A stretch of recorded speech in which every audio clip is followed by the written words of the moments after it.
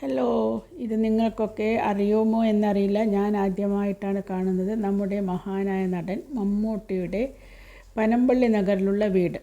ഇതിപ്പോൾ വീട് മുഴുവനായിട്ട് ഒരു ഫാമിലിക്കോ 2-3 ഫാമിലിക്കോ താമസിക്കുവാൻ കൊടുക്കുന്നുണ്ട്. അദ്ദേഹം മുന്നേ താമസിച്ചതാണ്. അപ്പോൾ അതിൻ്റെ മുന്നിലെത്തിയപ്പോൾ എറണാകുളത്ത് പോയപ്പോൾ കണ്ടതാണ്, പനമ്പള്ളി നഗറിലേതാണ് ഈ വീട്. നമുക്ക് അദ്ദേഹത്തെ നേരിട്ട് കാണുന്നത് പോലെയൊക്കെ തോന്നും ഈ വീടൊക്കെ കാണുമ്പോൾ. കുറേ ആയും തോന്നും അദ്ദേഹം ഇവിടെ ഇപ്പോൾ താമസിക്കാറില്ല. അപ്പോൾ ഇങ്ങനെ അതുകൊണ്ട് മമ്മൂട്ടി ഹൗസ് എന്നൊക്കെ കൊടുത്തിട്ടുണ്ട്. മുൻപേ ഇങ്ങനെ പേരൊന്നും ഉണ്ടായിരുന്നില്ല. അത് കഴിഞ്ഞ് അതിൻ്റെ കുറച്ച് ഇടതുവശം മാറി അദ്ദേഹത്തിൻ്റെ കാരവാൻ അവിടെ നിർത്തിയിട്ടുണ്ടാകും എന്നറിഞ്ഞു. എങ്കിൽ പിന്നെ അതും കൂടി ഒന്ന് കാണാം. കാരവാൻ എന്നൊരു സംഭവം തന്നെ വളരെ അടുത്തൊന്നും ഞാൻ കണ്ടിട്ടില്ല.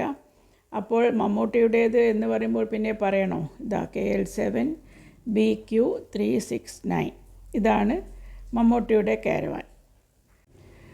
അത് ഒന്ന് നന്നായി അടുത്തുനിന്ന് ഷൂട്ട് ചെയ്ത് നിങ്ങൾക്കൊക്കെ വീഡിയോ ഇടാമെന്ന് വെച്ചു. കാരണം ഇതിപ്പോൾ അഥവാ വഴിവക്കിലൂടെയൊക്കെ ഞങ്ങൾ ഉണ്ടാകുമ്പോൾ ചിലപ്പോൾ കടന്നു പോയാലും നമുക്ക് കണ്ടാൽ അറിയില്ല. ഇതിങ്ങനെ നിർത്തിയിട്ട് സാവകാശം അതിൻ്റെ ചുറ്റുമൊന്ന് നടന്ന് മമ്മൂട്ടിയെ കാണുന്നത് പോലെയാണ് കേട്ടോ തോന്നുന്നത്.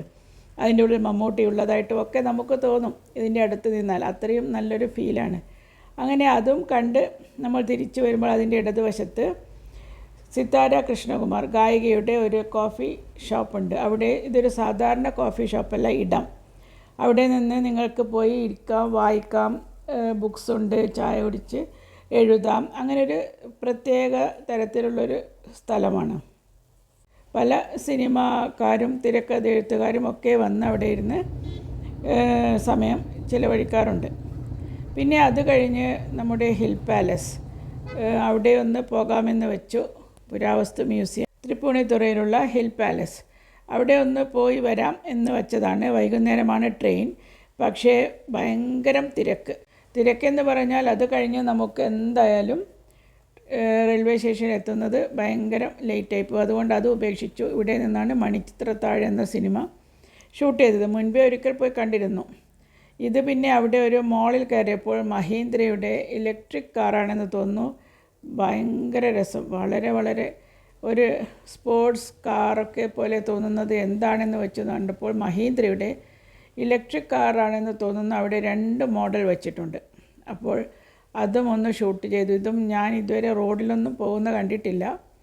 നല്ല ഭംഗിയെന്ന് പറഞ്ഞാൽ അത്രയ്ക്കും നല്ല ഫുൾ റൂഫ് ഗ്ലാസ് ആണെന്ന് തോന്നുന്നുണ്ട്. ഒരൊറ്റ പീസ് എന്നതുപോലെയാണ് നമുക്ക് തോന്നുക മുകളിൽ നിന്ന് നോക്കുമ്പോൾ. പിന്നെ തൊട്ടടുത്ത് നമ്മുടെ സ്വന്തം ഹ്യൂണ്ടായുടെ എക്സ്റ്ററുമുണ്ട്.